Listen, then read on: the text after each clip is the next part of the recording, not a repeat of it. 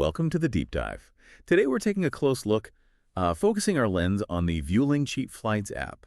That's the digital anchor for Vueling Airlines, the Spanish low-cost carrier. Right. And look, we're not just listing features. You can find that anywhere. Our mission here is to really distill the strategy. How does this one app try to be your complete travel buddy? For booking, changing things, managing the whole journey. And critically, we're digging into the features designed not just for convenience, but also, well, to handle the trade-offs you always get with low-cost flying. Yeah, and that's crucial for you, the traveler. Because let's face it, travel logistics, especially budget airlines, can feel like running a gauntlet sometimes. It's often information overload, confusing choices everywhere. So understanding how to really use the airline's own app, that's kind of the ultimate shortcut. It gives you convenience, puts you more in control, but, and this is key, it also shows you the clear limits based on the ticket you bought. Okay, let's unpack that. Starting right at the beginning. The booking process. Our research shows the app's built for speed. Searching, booking flights across Vueling's network. It's meant to be quick, easy. Pretty standard for airline apps these days, yeah. But the strategic bit seems to be the push for customization, like right away, during that initial booking. Exactly. Almost straight away, you're asked to choose your fare, your bundle. And this is where that low-cost model thinking really comes into play. Vueling has these tiers like Fly Light, Fly, and Fly Grande. Can you quickly break those down? What's the difference? Sure. So Fly Light is basically your bare minimum ticket. Think smallest carry-on, probably a random seat. It's the absolute cheapest option. Fly Grande. That's usually got your checked bag. You can pick your seat, maybe get priority boarding. It defines the whole experience right from the start. Okay, but isn't making you choose that stuff, the luggage, the seat, right at the beginning, isn't that the kind of friction low-cost carriers sometimes hide? Hoping you'll panic by later. Interesting question. Does pushing it up front annoy people, or is it actually helpful? Well, I think it's quite strategic, actually. By making you decide early, Vueling kind of locks things in. For you and for them. It manages expectations, If you knowingly picked Flylight, well, you can't really complain later if you don't get the seat you wanted. The app basically facilitates that clarity from the get-go. It ensures they capture revenue based on what you actually plan to use. Right. And the app seems to get that if you're making these big choices fast, the payment part needs to be smooth. So they've added features to speed that up. Saving travel details, huge for frequent flyers or business travel. Definitely saves time. And that credit card scanning feature on some phones sounds minor, but trying to type in card numbers when a cheap fare might vanish. Sure. Yeah, you don't want that friction. Exactly. It's about reducing that checkout abandonment. So it balances the upfront decision-making load with faster admin. The quicker you get from choose to confirmed, the better for everyone, really. Okay, now let's shift gears. You've booked. What about managing the flight afterwards? The app becomes your sort of control center, right? Through the My Bookings or My Trips area. Yeah, that's your hub. You get total visibility there, see the flight details, and crucially, add those extras you might have skipped earlier, like maybe upgrading your baggage allowance or deciding you do want that specific seat after all. It pulls all those post-booking tasks together in one place. Makes it clear. But you mentioned a caveat earlier. Yes, and this is super important. The app does let you make certain changes. Maybe change the date, or sometimes even bring the flight forward. But this flexibility is totally tied to the fare, the bundle you originally picked. All right. Think of it like this. If you bought that super basic, non-flexible Flylight ticket, the app isn't a magic wand. It won't suddenly let you change your flight for free. You might be able to pay for a change, maybe upgrade, but the original limits are enforced by the app. So the management hub lets you manage within the rules you already agreed to. Exactly. It raises that question for you, the user. If you're in the app trying to change something and the button's grayed out or it wants more money, first thing to check is the fine print of your original bundle. That's a really crucial point. The app enforces the contract, basically. It doesn't rewrite it. Precisely. Okay, beyond making changes yourself, what about just getting information? Real-time stuff. Ah, yes. The flight status feature. Essential. It gives you live updates, right?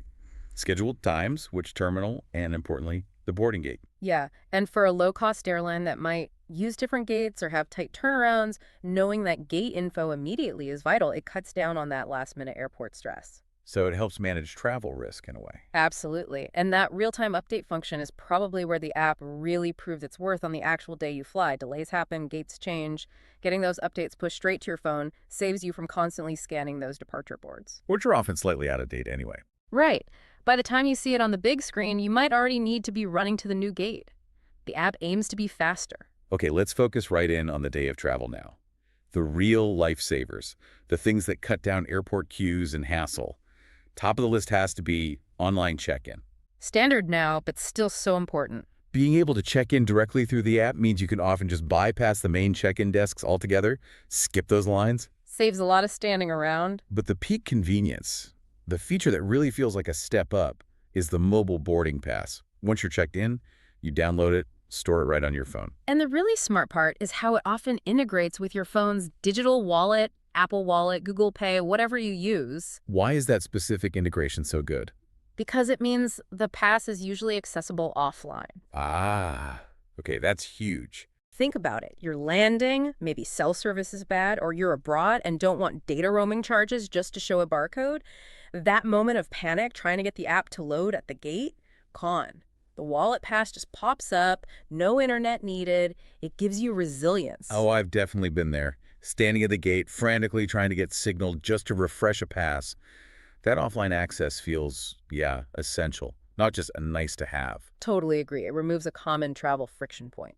So the app streamlines the airport process significantly there. And linking this smooth operation back to the airline's goals, the app isn't just about this trip. It's designed to hook you for the next one, too, through the Vueling Club integration. Their loyalty program. Right. You can sign up in the app, and importantly, you start collecting Avios with every booking. Avios. Yeah. That's the currency used by British Airways and Iberia too, right? Since they're all part of IAG. Exactly. So you collect Avios with Vueling, then you can use them for discounts on future Vueling flights, or potentially across the group. You can see your balance right there in the app. So it creates this closed loop. Fly Vueling, earn Avios via the app, spend Avios on Vueling via the app, keeps you in their ecosystem. Makes the economics of flying with them again just that bit easier, more convenient. Okay, speaking of economics and convenience, Yeah. what about when plans go wrong? Or just change? Flexibility is key. Our sources mention the app lets you book specific flexibility services, often right when you first buy the ticket. Yes, and the key example to look at is the Flex Pack. What does that do?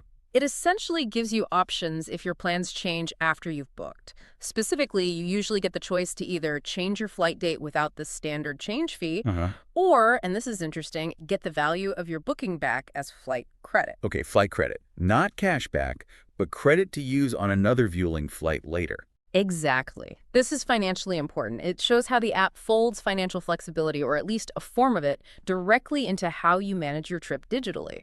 It's like buying insurance, but you manage it directly through the app, assuming you pay for that Flex Pack up front, of course. It turns the app into a kind of risk management tool.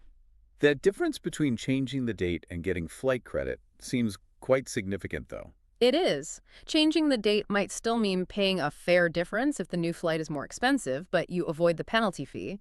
Taking the flight credit means you get that value back, but Vueling keeps the actual cash. It stays within their system, encouraging you to book with them again. Very clever. It maintains their cash flow while still offering the customer an option. Precisely. So if we pull all this together, the Vueling app seems like a masterclass in managing that customer experience within the tight constraints of the low-cost model. It's designed as this all-in-one digital tool focusing on being mobile, being convenient. But every bit of control, every change you make is fundamentally linked back to that fare, that bundle you chose right at the start. That initial choice is the contract. The app just helps you navigate it. Right. So, wrapping this up, what's the big takeaway for you, the listener, the traveler? The Vueling app really tries to condense that whole low-cost journey from picking that basic Flylight option to maybe using a Flex Pack later into one tool you hold in your hand. It doesn't make the trade-offs disappear, but it aims to make them visible, manageable, accessible. Yeah, and I think the real magic, the true utility, comes from those small but powerful features we talked about. That combination of reliable, real-time flight updates, plus the sheer resilience of having that offline boarding pass ready in your digital wallet. That's when the app goes beyond just booking and actually reduces stress on the travel day itself. That's tangible value. Absolutely agree. Which leads us to, well, our final thought for you to maybe ponder on your next trip. Given how clearly different the fare bundles are, Flylight versus Fly Grande, and how services like the Flex Pack are targeted options, how much time or convenience or even potential flight credit our travelers may be leaving on the table, simply by not fully digging into the specifics, the limitations of the package they actually chose within the app. Hmm. Interesting point. Are we sometimes paying for a level of control or flexibility, maybe with a slightly higher fare or an add-on like FlexPack, and then not actually using the app to its full potential to exercise that control when we need it? Something to think about. Are you truly leveraging the tools you have right there in your pocket?